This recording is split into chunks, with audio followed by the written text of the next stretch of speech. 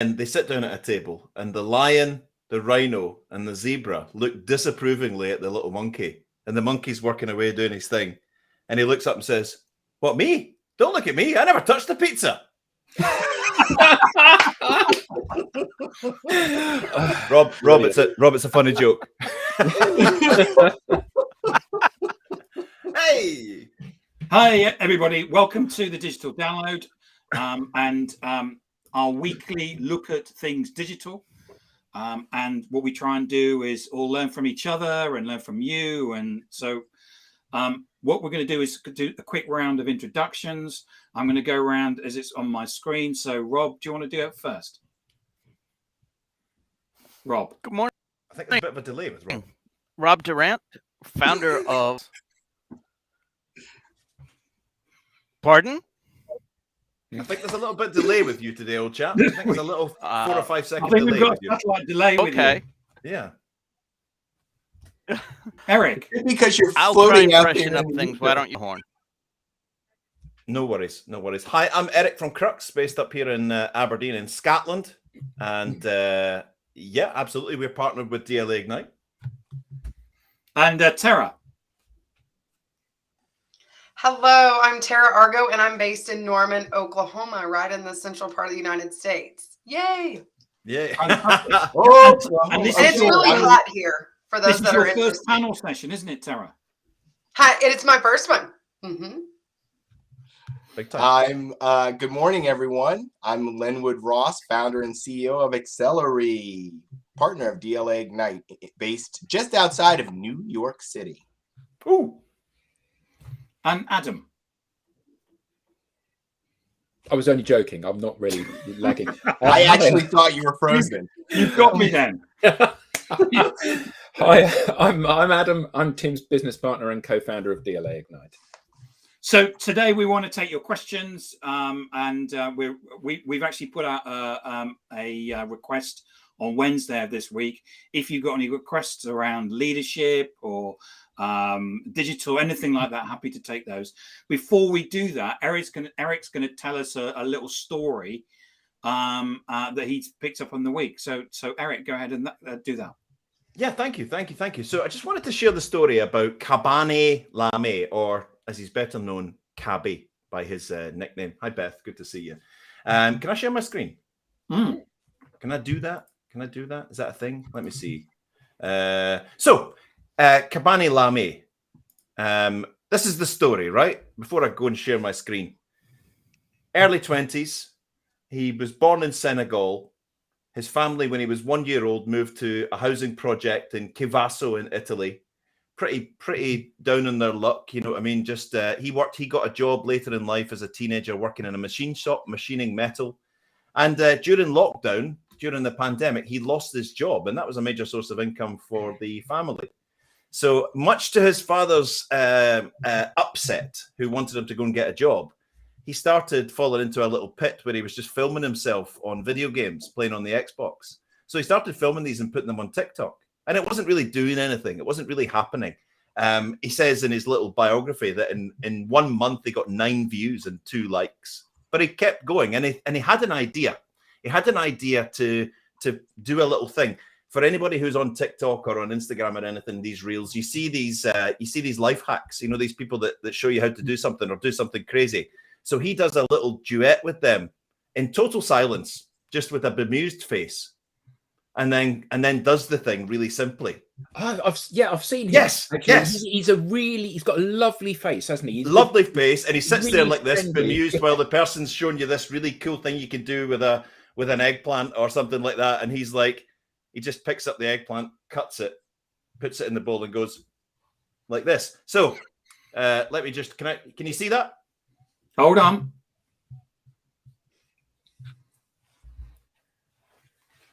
We can now. Yeah. Right. So Kabane Lame, known as Kabi, lost his job, everything going badly. Started 2 years ago. Now remember, the guy is born in 2000. He's 22 years old, right? He then starts to produce these little TikTok videos that are debunking these supposed life hacks. He now has 146 million followers on TikTok. He's the most followed person on the platform. right? He's got a net worth of $5 million from these videos that he makes. He's in demand all over the world. He gets flown to Venice for the film festival. If I do this, can you see this? Let me see. Can you see that now? Is that changed?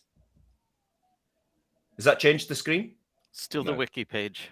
It's still the wiki page. Well, let me come out of there. I think normally you have to reshare it, Eric. Reshare. Okay, I will do that now. Let me see. So yeah, pull that one off, Tim. You can get rid of that one. Yeah. We'll remove that source. So I'll reshare this one here. This is his actual TikTok page that I'm going to share now.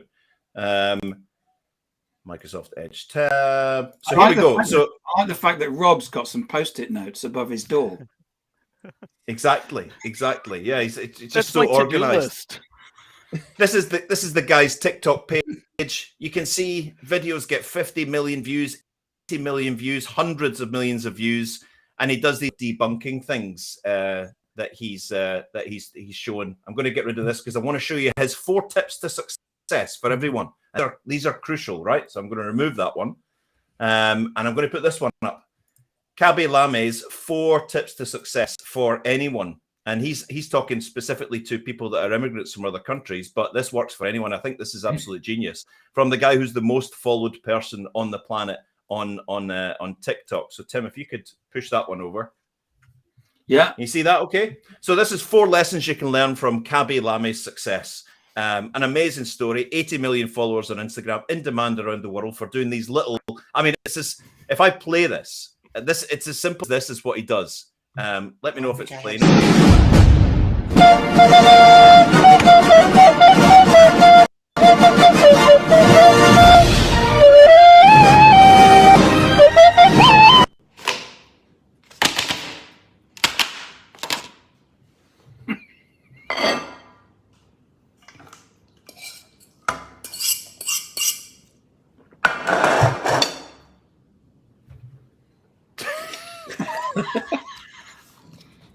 He does. That's what he does. Now he puts his success down to the fact that he doesn't speak at all. So it goes across the world. Everyone enjoys videos. He speaks Italian and he speaks Senegalese. So these are his 4 tips to success for international students. Simplicity is a vital ingredient to success. There's nothing fancy about what he does. He almost represents authenticity over production. He says, I think it's very appealing to scale to people that this feeling of someone's not trying too hard. It feels authentic. Keep it super simple. Self-confidence is a superpower. When he started posting TikTok videos, only 2 people watched him, his father and his neighbor. In 1 month, I got 9 views and 2 subscribers. But he just kept on and he found his little niche, debunking these things. That one there's a guy showing you how to hacksaw through a DVD player to get a DVD in, and he just takes the DVD and puts it in the machine and then goes like that. Third one, you don't need an expensive setup to be successful. He has built this empire, this global social media empire and all this following with a phone. 146 million followers, $5 million net worth. You don't need an expensive setup to be successful. And the last one's really nice as well. Always have someone who has your back. His Regio Alessandro, his manager, is there for him all the time and helps him out with something. And he saw that there was something in this guy and just told him to keep following this. So just a reminder, simplicity is a vital ingredient to success. Keep it simple. Self-confidence is a superpower. Just, he was quite self-conscious when he first did it, but he got into it and he thought, right, I'm just going to do my thing. I'm going to do my thing. I'm going to do my thing.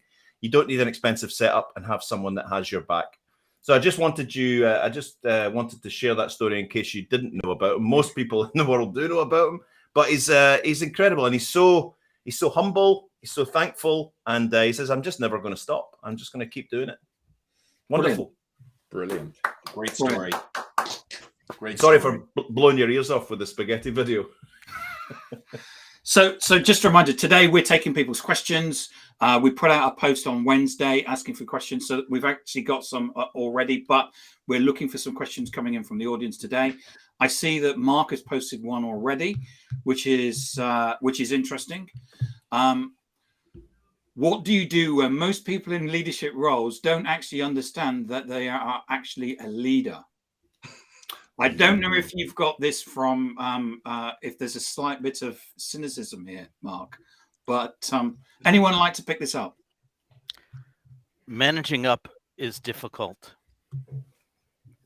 but you need to be very clear on what is expected of you and what you expect from them being the leader that you're reporting to. But don't expect too much either. You know, you may need to have your resume ready. Well, Karen Brady did a great post this week about exactly that. And she said there's a big difference between management and leadership. Yep. Yeah. And she said she described it, and I'm paraphrasing here. She described it as managers are very good at helping to empower people and ensuring that things have a process and things get done and all of that. Leadership, she said, you may find that you are the only person that has the vision, and your job as leader is to get other people to follow you to help make that vision a reality. And I think that often the two are confused, aren't they? You know, there are some great leaders out there, but a lot of the people that take those leadership positions are good at doing things, but it's almost as if they're treading water almost. You know, there isn't any real direction of travel. We see that again and again in large organizations where the focus isn't, you know, Apple would be a great example of this. It had incredibly visionary leadership when it had Steve Jobs. And since then, it's been a very well managed, very effective, very profitable company. But actually nothing new's coming out, is it? I've seen it before where the old strength in numbers and the villagers coming together. If it's that bad and there is like an udderless leadership cycle going on, I've seen it where, and it's not going to work in every organization, where a couple of people have got together, garnered a little bit of lobbying and politicizing, and actually gone with a very humble approach to say, can we just have a chat, please? Can we have a chat? And that particular person was flabbergasted because they were a leader that was also a manager. He had manager things to do and was getting lost in the management, the leadership. The company felt udderless, and he didn't realize. And when this group came and said, listen, we're only saying this because we care.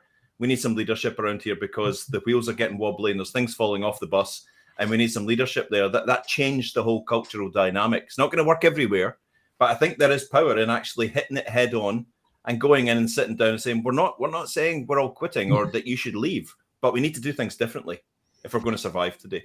Mm. I've been on boards where we've always had a discussion about leadership or management, and the classic is that people will say, well, the salespeople need to be doing, I don't know, 5 or 10 meetings or whatever it is per week, and so no, we're the leadership team. It's the managers that have to measure whether the salespeople are doing what they're doing. This is about leadership, and there's a big difference in the two. Very much so. And any other questions from the audience, apart from one from Alex, who certainly asked if the Victorian factory manager was going to be taking a.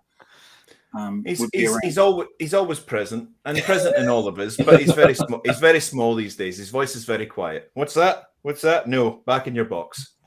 Back in your box. For those that don't know, the Victorian factory manager is the persona that Eric sometimes takes on when he goes back in time to what leaders were back in the Victorian times.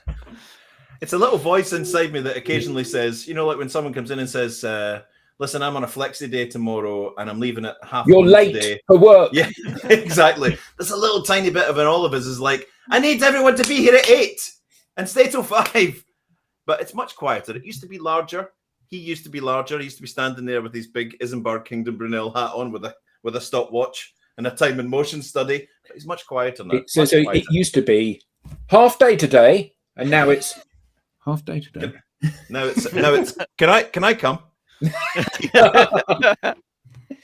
So I've got a question which kind of leads on from the from Mark's question, which is one around certainly individual contributors. How do I get support from my projects internally? Ooh. It's one for the panel. I mean, I'll take a little bit of that. I'm kind Yeah, of like go for it. Eric.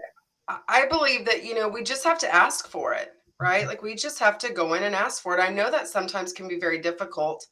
But that's really the way to move forward, is just to go in and ask. I mean, they can say one way or another, right? But if we don't ask, we're never going to know. Yeah. And I think just adding on to that, in your ask, make your ask compelling. Get the data, Right. get the evidence in there, get the studies. Beat the issue with dates. Numbers early speak engagement. volumes, Numbers, especially if those volumes. numbers start with dollar signs. Yeah. If you can justify the cost to revenue or anything that relates to money, you're more likely to get them convinced. Do your homework and present a compelling case, evidence, just drenched in evidence that makes it so compelling that not doing it is going to seem rather foolish. And giving people some degree of ownership of it. If this is your project, Eric, I have no interest in it. If this is our project, I potentially have a lot more interest in it. So helping to take people on that journey, I think. But what a great point from Tara. Just ask. Don't sit and wonder or worry. Just get in. The thing is that the thing about leadership is you can't be the person that has all the answers. Correct. And the moment that you're a leader, you move away from the coalface. And therefore, you're in a situation where you may not be knowing about the things that are going on a day-to-day basis. And therefore, when someone comes to you and says, I think we need this, and here's the business case for it, isn't that just that's what we want? We don't want the person to come to us and say, there's a problem. What we want is someone to come to us and say, here's a solution. Then depending on how big your initiative is, the first thing I would say is that you need to start small with whatever it is that you're wanting to do. The second thing you need to do is use your own social capital within the organization to try to cull some resources, recognizing that you actually want to be pretty quiet about a new initiative, because almost any place in the organization, you're going to encounter some resistance to whatever it is that you're attempting to do. So until you can demonstrate some success, you want to be, pretty quiet and keep things pretty tight in terms of what you're working on until you can demonstrate some success. Because once you can demonstrate success, then you'll be able to get others to join, and you'll be able to grow your initiative from there. So always remember, whenever, it doesn't matter how great you think it is, it doesn't matter what the numbers look like, somebody in the organization is going to resist your attempt to change the way things are. And that's a good point. Anybody has ever worked on the data, presented the case, got all the compelling argument about how it's going to make lives easier, as Robert says, how it's going to enhance the organization, it's going to take roadblocks out of their processes, and it's going to make us more attractive in the market. And anybody ever heard that idea being fed back as the CEO's idea at a meeting? Yes. I've heard it come out I of your mouth and then get repeated. I have a vision that I see this as the fundamental going to change the way we work. And sitting there like that. Do you know? Do you? Amazing. I worked with somebody who stole it, all the whole of the team's ideas and presented them as himself, and then he turned around and said to the team, "Why don't you come up with any ideas anymore?" Eric, there's a video in that. There is, isn't there? John and Jason and Jamie. Go ahead, Tara. Oh, no, I was just going to add something to this. So when I would set up my committee table, I had, executives and leaders from all different parts of the oil and gas industry here in the state of Oklahoma. And when we would sit together, I would often, before I would go into that, if I was going to present something, I would think about how it was going to benefit each one of them. And I would present it in a way that was compelling to each one of them so that they would buy into it.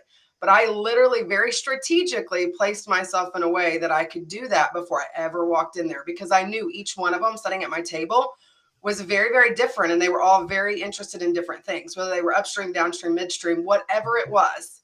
We had different things. So I would just go in strategically before I ever, and maybe that was a good thing or not, but I'll tell you, it allowed me to learn to sit at the table with a lot of people that were totally not like me. That you're actually touching on a point that's really important. This is actually a rule of thumb that you can use when you're trying to do anything in any kind of organization. I learned this actually from Greg Sattel, who's a transformation expert. In any meeting, whenever you present an idea, you want to make sure that you're in the majority, so that a majority of people already agree with you or already want to go that route. Because if you're not in the majority, you'll get shut down very quickly. So you want to orchestrate majorities when you're trying to initiate change in an organization. Does that mean you go to lots of people before the meeting? So you're actually having meetings? Yeah, whatever you need to do to make sure that when that meeting comes together. So if you can only find one other person to join with you in your idea, your next meeting is a meeting of 3. Because you got to be in the majority at every step of your journey. As you're building your initiative, these are generally change initiatives today. That's almost always what we're talking about. Whenever you have a meeting about anything that you're doing, you want to do your best to orchestrate a majority. I think that was a really good point made by Mark. About Andrew there, when he said, due to my lack of confidence and presentation skills, my ideas will be overlooked, even though they are beneficial to the company. Actually, I don't think the issue is ever about whether or not they're beneficial to the company. Further to your point, Leonard, and yours, Tara, it's whether they're beneficial to the people that are sitting around the table. Yeah. Because nobody, actually that isn't true for us as a group, but largely, particularly the larger the business, the less people care about the future of the business. They only care about the future of themselves. So absolutely, there has to be a personal win in something for somebody to want to sponsor it, doesn't there? That's right. Yeah. Another thing too, Linwood, that I would say to that would be that I would listen at the table for quite a while before I would even decide to bring something up. So I would listen and listen meeting after meeting. And then I would say, okay, so it's pretty apparent that this is an issue or that we need to, to move forward in this way. So therefore I'm going to start constructing, the people that are going to be on my side. And it worked beautifully. I mean, every single time, but it's not always about presenting it right then. Sometimes you have to step back and really wait for the right time as well. Yeah, you have to be strategic, and they really call it. I'm learning all these things as I'm building my business. These are lots of things that I didn't know before that I'm learning from mentors and advisors about how to execute these change initiatives and what works and what doesn't. But when you're selling, I think most of the people here are in sales, making the person that you're selling to the hero of the story, the hero of the narrative, is going to benefit you tremendously in selling them. Right? Because, if at the end of the day, they're the person that saves the company, they're the person that, basically is the hero, then they're more likely to go along with it. Great answers. Yeah, fantastic. So here's a question for you. Another one that I got in on DM this week is, what's the difference between demand generation and lead generation?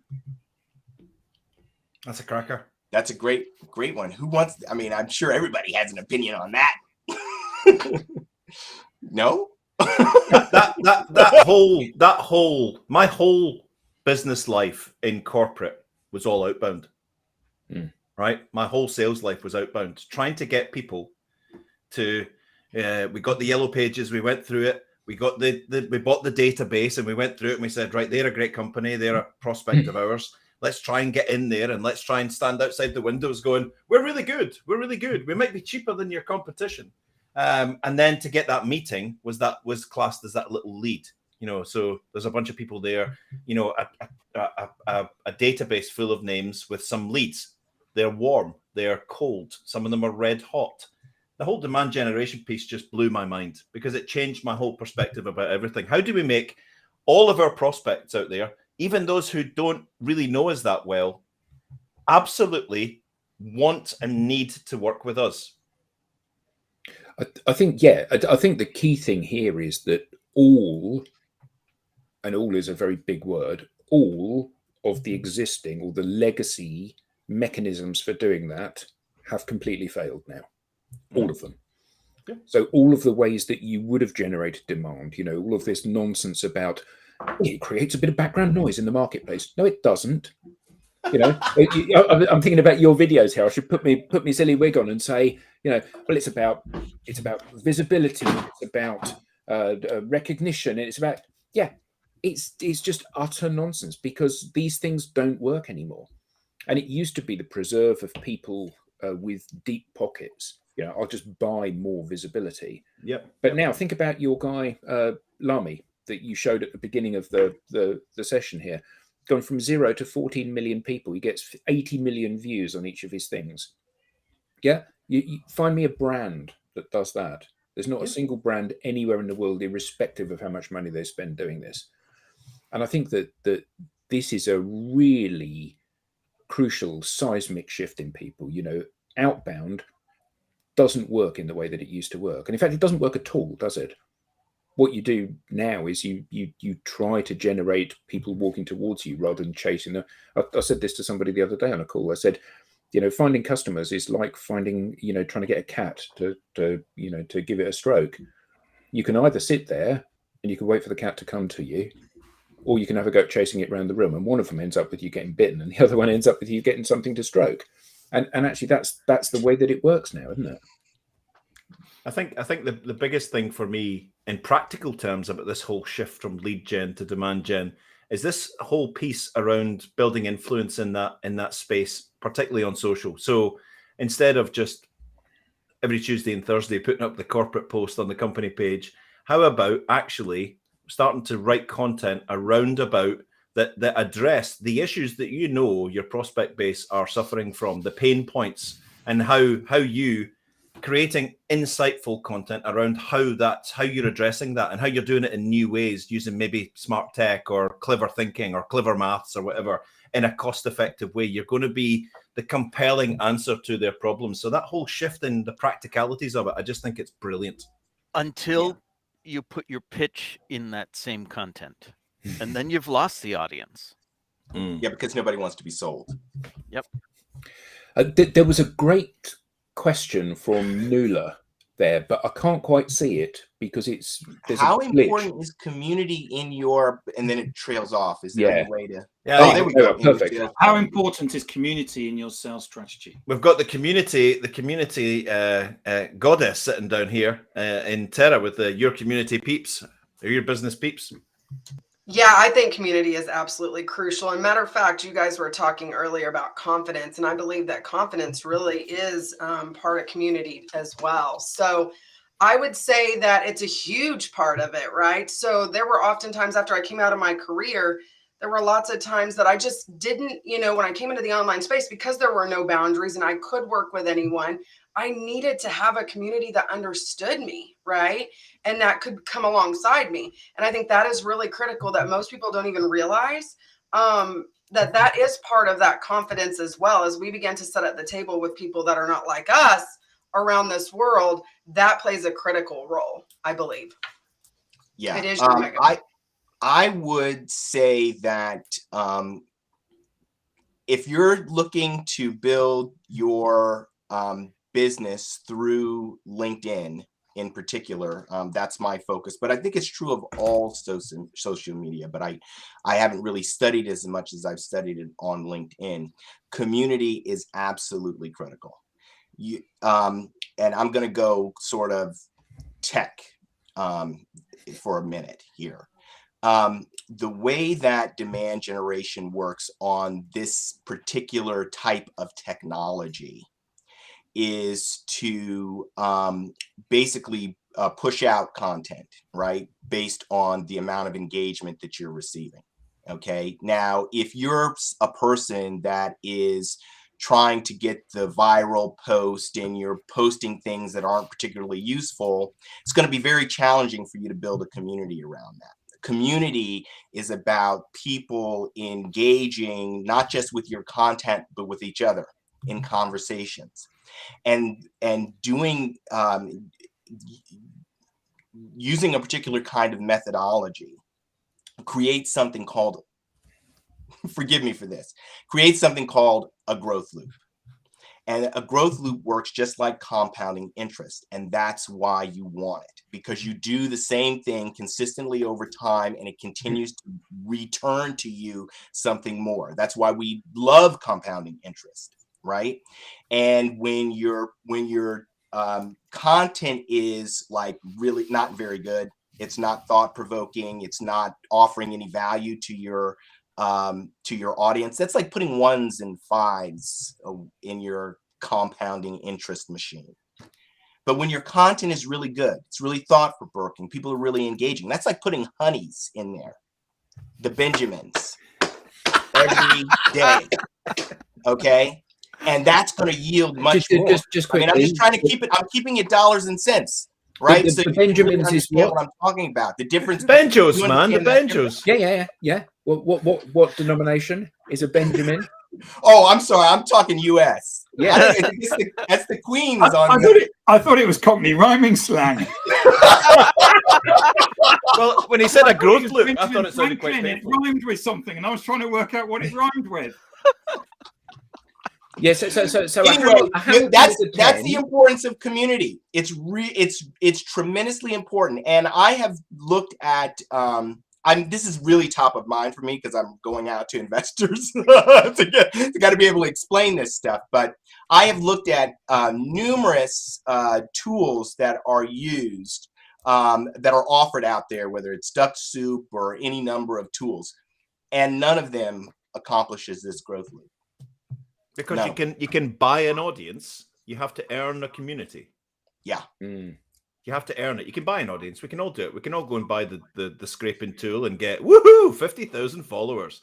But the big difference, earning that community is absolutely. If you'd come to me in 2017 though, and this is the point that I feel as if I relate to the average company leader in my sector. If you come to me in 2017 and said, "Hi, I'd like to talk to you about social media," first of all, I would have sent you out the office. No thanks, I'm not interested. We're an engineering company. We've got no place on social media. I would have probably said, because I didn't understand it back then. If you'd sat down and said, "Right, here's the deal. As an engineering company in this heavily sort of like engineered sector, it's going to be really important for you to build a community around about what you do and all of your team on social media. That's what we need to do, because that's going to change your business lives." Now, the tears that would have been running down my face with laughter would have skewed my vision. I probably wouldn't be able to see it anymore. Build a community on social media that supports what we do and changes our business lives. Get out. Victorian factory manager would have been loud and proud. But what happens when we do it? The leaders in their sectors now that are building that sense of community around what they do in engineering sectors, tech, SaaS, automotive, engineering, whatever it might be, are pulling away. They're pulling away from everyone else. They've got fans. They've got fans. Who would have thought? They've got fans that actually support them in what they do. That's where the referrals come from, the introductions, the chat, the solutions, the requests for proposal, and the purchase orders are coming out of that community that's growing with them. Love it. Great question. Let's talk about that idea of earning, right, the audience, right, and figuring out the content. Okay, that is so important, and it's often overlooked, because when you're experimenting every day, you're learning, you're understanding what it is that your audience, your prospects, what they want, what matters to them, right? And when you start to see a engagement, when you start to see that response for them, that thing that's coming up from the inside that makes them want to make a comment, now you know you're onto something. And you know, people laugh. I don't think people take me seriously when I talk about it. Kim Kardashian is I shared an article a while back now, maybe it's 6 weeks ago, about how Kim Kardashian became a billionaire. And what she realized with her Instagram was, now she's selling clothes or makeup. Okay. She realized that she had an immediate feedback loop, that she could put something on social media and get back from her customers exactly what color, which style, and throw that into production. And you can relate that to any of your businesses, right? Any of our businesses. We can relate that story. It's amazing. You know, and that is the tremendous, tremendous power of building a community using social media. I don't understand why more executives don't see how powerful this is. But anyway, it's a must. It's a must. Because I don't sell clothes and I don't sell makeup. No, but that's the it works the same way. closed-minded attitude. Of course it does, but you say you can't understand why more executives don't think like that. Eric was that executive in 2017. Yeah, no, he was selling engineering services, not makeup. The reality is that in B2B, the marketing, sales, innovation loop is broken. And the way that you repair that is through social media. So any more questions? Anybody else got any more questions? I've got one for you.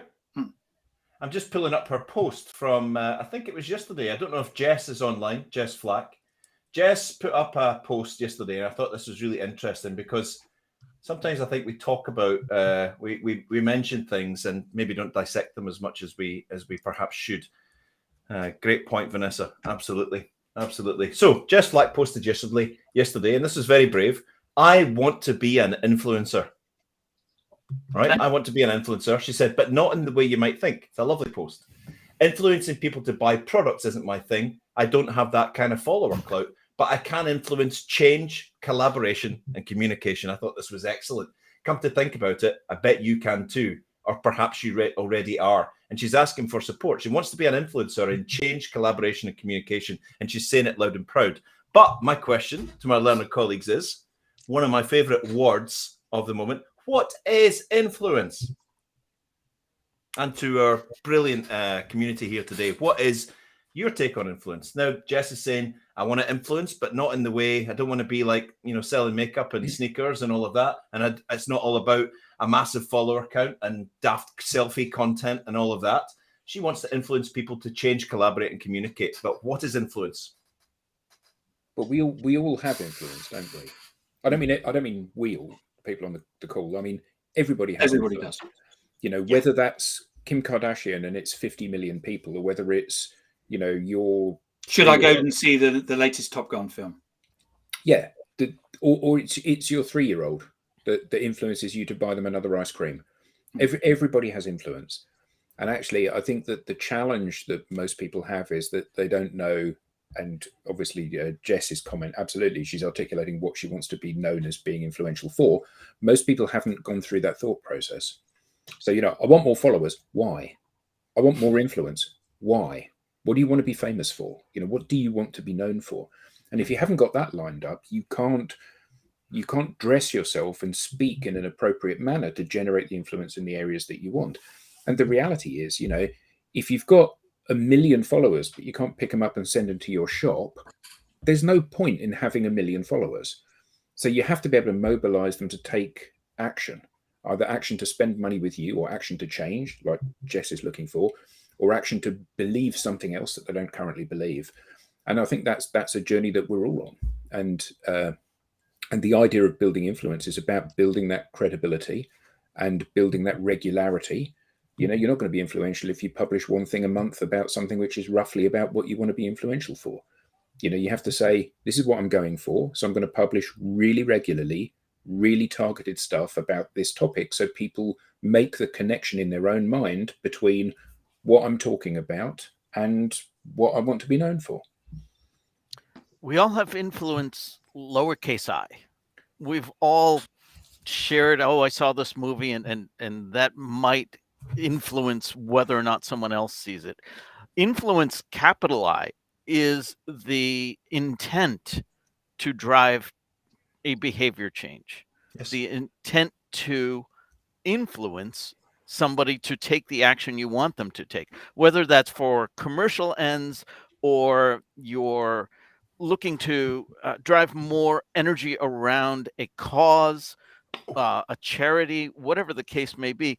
Capital I influence is about intent, really doing influencing intentionally. Or unintentionally. You know, I remember Yeah, that I when suppose. Kylie Jenner, and we used this as a case in one of our talks, when Kylie Jenner said, "I'm so over Snapchat," when they changed their interface and wiped $4 billion off the market capitalization of the company because of that. Now, you might say, "You're Kylie Jenner, what does she know?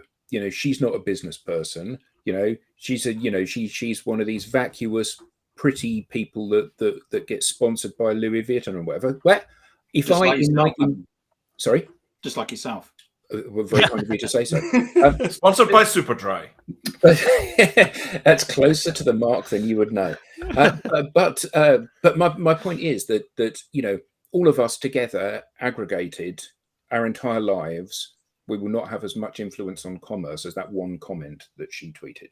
Indeed. And I think that's the point here. The point is that the proof of the pudding is in the eating. People set themselves up as being influential, but they haven't created enough traction to actually be able to get people to change their behaviors. And like you said, you know, whether that's changing behavior to come and spend money with you, or to do something differently or act differently, that's where the art comes, isn't it?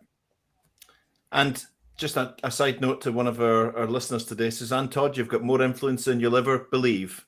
And keep doing what you're doing. You're doing a great job. Absolutely. And lots of people are listening and lots of people are watching. Absolutely. But don't you just love how this whole influence thing is getting down to the very, like, this? It used to be people influenced you to go and, you know, go on a particular holiday or go to a particular show or whatever. But I love the way it's actually down in the finer wires of our lives. If Tara goes to book an Uber or a Lyft and she looks on the cars and one review says, "This guy's really good. He gives away cold water and mints and he's a really safe driver." And the other one says, "Well, this guy's a bit smelly and he drives too fast and his car's a bit sort of broken and banged up. I'm going to be influenced to go with the other guy." But that's people and humans that have influenced me to do that. If I go to a new city or a town and I look at a total stranger has influenced you, yes. Total stranger and a group of comments from the world are now influencing my decision. If I go to book an apartment in a new city and one says, "I think the spy cams in this one, there's just something weird about this apartment on Airbnb," or the other one is absolutely fantastic, it's close to town, it's really safe, the owners are great, I'm influenced in my decision. This whole thing about influence and through social media and through social support, the ability now to influence other human beings' decisions is, even Netflix influences me. Hi, Eric. Welcome back. People in your area are watching this. Do you want to watch the same thing? Oh, yeah, I'll watch the same thing as everyone else. Yeah. You know, this is, I mean, one of the things that, you know, really is just stirs inside of me that, you know, motivates me on a daily basis, right, is this idea that for so long, so many people have been sleepwalking through life because they feel powerless to do anything, to change anything around them. But today, because of social media, with some commitment and a desire to make a change, a willingness to learn and grow, you can make a difference. You can make a difference. Like Larry, the Uber driver, he made an impression on Vanessa, didn't he? He really did. Yeah. Yeah, and that's unfortunate for Larry. You know, but anyway, so that's what I would say, you know, to people. And Lynn, and actually to say that though, I would even say that some people don't know that other things exist, hence what happened to me, right? So I grew up in rural Oklahoma. I had no idea that this online space existed. Then I discovered it at the beginning of the pandemic, and I thought, oh my gosh, you mean I can work with anyone? There's zero boundaries. This is the most incredible thing I've ever experienced. But growing up, you know, you're taught to go to college, get a degree, work in corporate America, like that's life. And I was at the point that I was like, you know, this can't be all there is to life. But so many people, they've never been exposed to something, they're never going to try it, right? So Right. I Well, did that in Oklahoma a lot for kids. I said, the more I can expose them to stuff, the better their chances are, right? This is the thing, you know, there's a sea change has occurred as a result of this technology. So, you know, I grew up the exact same way, thinking that you had to go this certain route and do this certain thing, and you weren't, or otherwise you wouldn't get exposed. Because I've always wanted to deal internationally. And, you know, when I was coming up, the, you know, way to do that is you had to become like an international lawyer, or you had to do, you know, that would be kind of the only way that you could get to. But, you know, in the last couple of years, you know, my international exposure has, you know, I mean, I don't even know what the statistics are. So you can do that today. So what we have to do now is really evangelize. We have to get out there and let people know, tell them, show them, so that they can kind of come out of it. I mean, I think that social media and remote work, I'm speaking for the United States. I don't know that much about what's going all around, but it just might save this country. It just might save this country, because people in the middle have been lost. But That sounded like a Gordon Gekko speech there. yeah, It did. Lenwood, did you adhere to the only 2 coffees for Lenwood before the download rule? Did you, truthfully? Did you have that third one? Well, you know, we got onto what, and then I got up on my soapbox. Brilliant. So I get there's a question here that I've had about influence, which is kind of similar to this, which is, our competitors are building influence within our prospect based on social. We are not. How do we turn that around? A deep and meaningful conversation to start with. Proper in the room, sit down, some hard mirror gazing, and some proper warts and all chats with the management team and the leaders in the business. So right. Without buy-in, everything else after that is useless without buy-in. Yeah, totally. So let's say they get that buy-in. What's the next step? Well, they need to understand the dynamics of how these spaces work, don't they? Mm-hmm. Mm-hmm. You know, one of the things that we know as a business from the analyzing that we've done is that, you know, corporate profiles don't get engagement. Personal profiles do get engagement. So if you want to get traction, you need to encourage the people to mobilize their networks rather than hoping you can do it as a brand. Because let's be honest, I love you, I don't love your company. And that's the fundamental nature of how relationships are formed, isn't it? Oh. And recognizing that you, with your influence, you know, you influence 20 people and you influence 50 people and you influence 250 people. Well, together, that's the strength. And within an organization, if everybody is being themselves, engaging their audience, maximizing the amount of influence and recognition that they have, and by default, the business they work for has, that's the most effective route to market.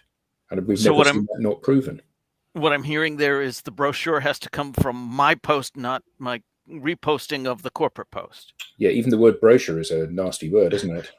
It's like a profanity almost these days.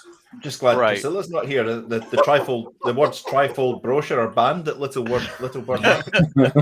But I think for me that question has to be, and this is it might sound disrespectful what I'm going to say, but it's not, because they are absolutely crucial to the success of this. But the board, the conference room full of the board members, need to realize that this is their responsibility, not the marketing team's responsibility to fix this. And I mean that in a very positive sense. This is the board's responsibility. Every single person who's got a shareholding or a desire to lead that company through the future must accept responsibility for this and not just say, well, we'll just get marketing to do a bit of stuff on social or whatever.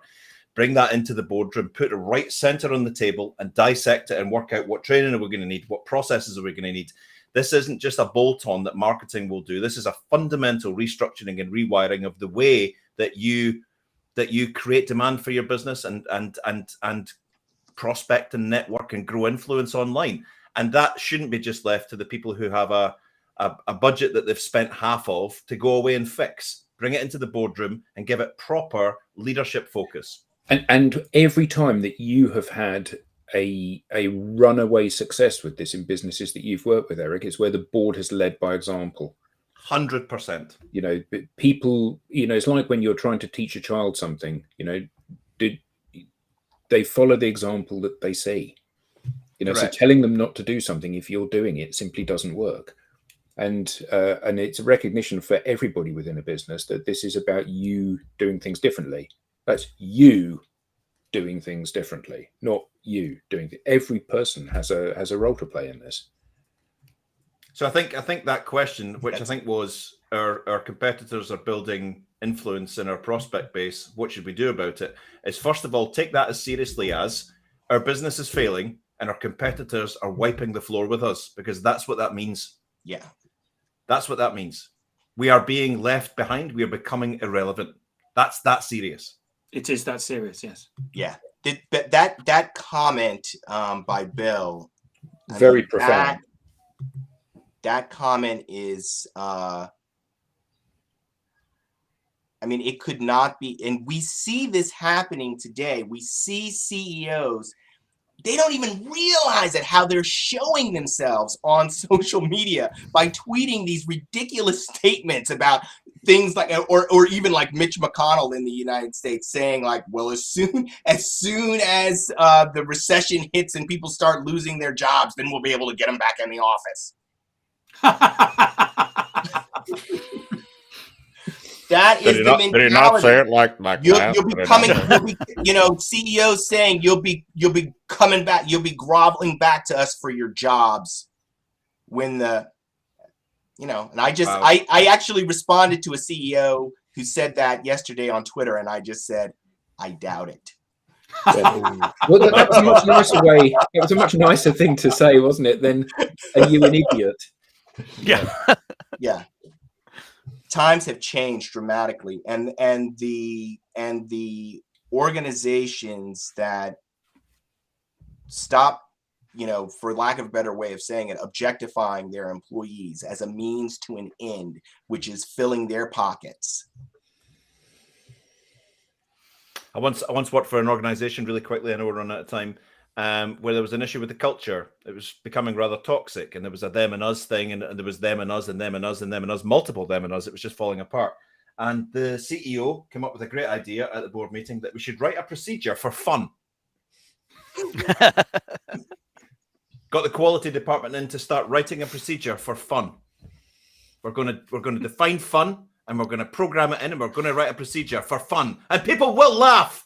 Eric, I'm looking And have at a good time. I'm looking at my spreadsheet here, Eric, and I see that you're down on smiles this week. Can we address that in the If review? I do please? 5 now, can I stay? You got to Having get a those great smiles time. up. Get those Get the smiles smiles up. up. I might not have smiled enough, but I'm sitting here as a project manager dressed as a clown because it's Clown Tuesday. Yeah. There's cake in the break room. Yay! My goodness me. What's next, Tim? I was enjoying that. What about LinkedIn is for work and not personal stuff? Well, obviously. Gotcha. Well, the person who goes into work and only does work, if we were to do an organizational network analysis, would find themselves on the outside of the network. I mean, who goes to work and only does work? There's no jokes, no telling of the personal, nothing you did over the weekend. Sorting your I mean, dry come on. cleaning, sorting out your holiday. It's just ridiculous. And if we expect people to only show that one side of them, there's something wrong with us, right? Like that didn't even make any sense. Yeah, I mean, we're seeing the, you know, there was a time when we put on our work uniform and Monday through Friday, we were this work person and we only showed certain things at work. And then on the weekend, we were like somebody completely different. And I can remember in the early days of Facebook, when kids were showing this party side of them, and everyone was saying, you know, admissions committees and different things. They could see all this stuff on Facebook. Well, the reality is that now applies to, you know, all of it, the whole world. Everybody's on some kind of social media. And we've got to now be integrated people. Integrated people. We can't think that we can be one way in the office and be another way at home, and that's going to fly. We got to remove the masks, be integrated people, and just our whole selves as much as be appropriate. I You know, think there's some things that aren't appropriate. And if you've got any white papers, you can recommend it to Vanessa. She's looking to read some. But that whole, I think, and what we're talking about publicly now is forget this whole my business content and my personal content. Forget it. When you layer the two over each other, the bit in the middle is, as Andrew said, it's all about your life. We produce life content now. It's a mix of our specialisms, our history, our qualifications, our perspectives and thoughts and insights. And that insight includes into what I'm like as a person. And you can make selections based on me as a person. You can make judgments. If you look at my content, you will see inside my life, which includes my specialisms, my interests, my hopes, fears, and desires about the world. You can make a quick judgment about whether you want to know me or whether you don't want to know me. Qualified in and qualified out quickly. It'll be the latter normally, of course. Normally, yeah. Yes, of course. Of course. So I'm just going to put Andrew Slesser's comment up. So tell me if I'm not allowed to do this. No, you are. Absolutely. Yeah. Here. Big time. Andrew doesn't mince his words. Clearly. Over so many video calls. That's great comment, Graham. Yeah, absolutely. There was a video made once on LinkedIn where a new prospect sat down in front of a sales manager at lunch and asked how he was doing and said, "Sorry, I'm late, I got stuck in traffic." And the guy actually physically threw brochures at him and just shouted, "Brochure, buy my stuff." Brochure. And every question he asked, he said, I'm sorry, I don't understand. We haven't even ordered yet. Brochure, buy my stuff. Brochure, buy my stuff. And lots of organizations are just becoming that ridiculous parody of themselves, just throwing meaningless trash at people and hoping that some of it sticks. You can spend a lot of money on a machine that will throw brochures at people. 100%. You can spend a lot of money on a shredder as well. Can I just say, isn't Vanessa Gartel on fire with acronyms today? She's absolutely on fire. Yeah, sitting there in a COVID blur, just popping out acronyms. Just amazing. What Andrew said. Yeah, there you go. Yes. Fantastic. Any other final comments? What are you doing this weekend? Or I'm going to see Heaven 17 tonight. Oh, Nice. Temptation. There's that influence. Yeah, and the Christians, Heaven 17 and the Christians, which is not anything to do with the church, I would say. They are a good band, the Christians. Oh, fabulous. Not heard them for years. Yeah, Isn't that a Jimi Hendrix song that Vanessa's COVID haze. Oh, it's perfect. COVID haze. Yeah. Going through my brain. Absolutely. What was Hooverville? In Hooverville was a big Christmas Yeah, song, yeah, wasn't it? yeah. Yeah, brilliant. Fantastic. Yeah. Cheers, Rob. I think it's, we're coming to the end. Thanks for all the questions. It's been fantastic today. Fabulous. Loads and loads of comments, loads and loads of suggestions. The debate's been fantastic. I've really loved it today. And we're going to be here next week. Thanks, everyone. It's been a All right. pleasure. Have a great Great weekend, pleasure. everyone. Thanks, everybody. Bye. Take care.